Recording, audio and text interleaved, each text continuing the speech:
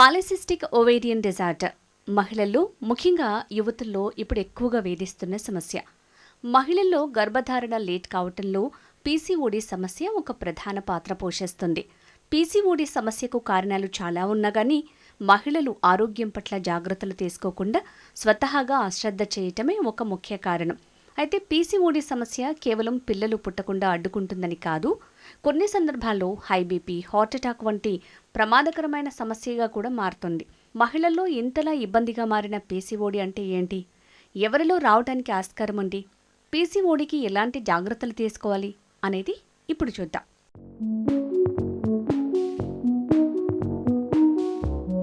PCOD అనేది మహిళల్లో ఒక హార్మోనల్ ఇంబ్యాలెన్స్ కండిషన్. నెలసరి సమయంలో మహిళల్లో ప్రతి నెల అండాశయాల నుంచి అండాలు విడుదలవుతాయి. ఇలా అండాశయం నుంచి అండాలు విడుదల కాకుండా ఆగిపోవటం వల్ల పీరియడ్స్ రావు. అండాలు అండాశయం నుంచి విడుదల కాకుండా ఉండిపోవడంతో దాని చుట్టూ నీరు చేరి బుడగలు వస్తాయని, ఇలా వచ్చిన సమస్యనే పీసీఓడీ అంటారు అనేది నిపుణులు చెప్తున్న మాట.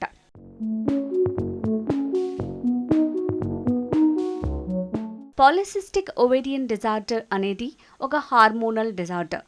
పీసీఓడీ రావటానికి చాలానే కారణాలుంటాయి. అయితే వాటిలో ప్రధానమైన కారణాలు చూసుకున్నట్లయితే లైఫ్ స్టైల్, ఊబకాయం, జెనెటిక్స్, ఇన్సులిన్ నిరోధకత వంటివి. అయితే జీవన శైలిలో వచ్చే మార్పులు అంటే ఒత్తిడి, ఊబకాయం వంటివి పీసీఓడీ రావటానికి దోహదం చేస్తాయి. హార్మోన్ల అసమతుల్యత కారణంగా కూడా పీసీఓడీ సమస్యలు ఉత్పన్నమవుతాయి. ఊబకాయం విషయంలో చూసుకుంటే ఊబకాయం కలిగిన 80% మంది మహిళల్లో పీసీఓడీ రావటానికి ఆస్కారం ఉంది.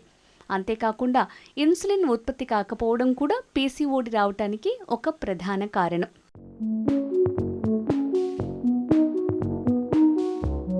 పీసీఓడీ లక్షణాలు చూసుకుంటే పీరియడ్స్లో ఇబ్బందులు రావటం, అంటే పీరియడ్స్ ముందుగానే రావటం లేదా లేటుగా రావటం జరిగితే పీసీఓడీ లక్షణంగా తప్పకుండా అనుమానించాలి. అంతేకాకుండా బరువు పెరుగుతున్నా కూడా పీసీఓడీ లక్షణాల్లో ఒకటని గుర్తించాలి. మొటిమలు రావటం, అవాంఛనీయ రోమాలు రావటం కూడా మహిళల్లో పీసీఓడీ కలిగించే లక్షణాలు. అయితే బరువు అధికంగా పెరగటం వల్ల స్లీప్ యాప్నియా వచ్చే అవకాశం కూడా ఉంది. ఎప్పుడు చూసినా నిద్రమత్తులో ఉండటం, బద్ధకంగా అనిపించడం వంటివి పీసీఓడీ లక్షణాలలో ఒకటి.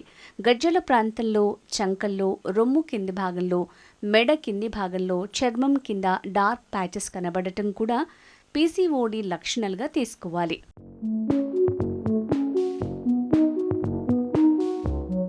పీసీఓడీ లేదా పీసీఓఎస్ ఏదైనా సరే ఆహారంలో మార్పులు తప్పకుండా చేసుకోవాల్సి ఉంటుంది.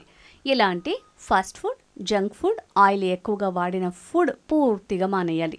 ఆకుపచ్చని స్పినాచ్, కాలే, బ్రోకలీ వంటివి బ్లడ్ షుగర్ని కంట్రోల్ చేస్తాయి. ఆరోగ్యకరమైన కొవ్వులు ఉన్న ఆహారాలు తీసుకోవాలి. అవకాడో, నట్స్, ఆలివ్ ఆయిల్ వంటివి కొవ్వులను మేనేజ్ చేసే ఆహారాలు తీసుకోవాలి. చేపల్లో సాల్మన్, ట్యూనా వంటివి ఒమేగా ఫ్యాటీ 3 యాసిడ్స్ ఉన్న చేపలు తీసుకోవాలి. చెర్రీస్, బ్లూబెర్రీస్, బ్లాక్బెర్రీస్ వంటివి చాలా మంచిది. రైస్, ఓట్స్, క్వినోవా వంటి కార్బోహైడ్రేట్స్ పీసీఓడీకి మంచి ఆహారాలు. ఈ ఆహారాలతో పాటు పుష్కలంగా నీరు తీసుకోవటం, పళ్ళ రసాలు తాగటం వంటివి చేయాల్సి ఉంటుంది.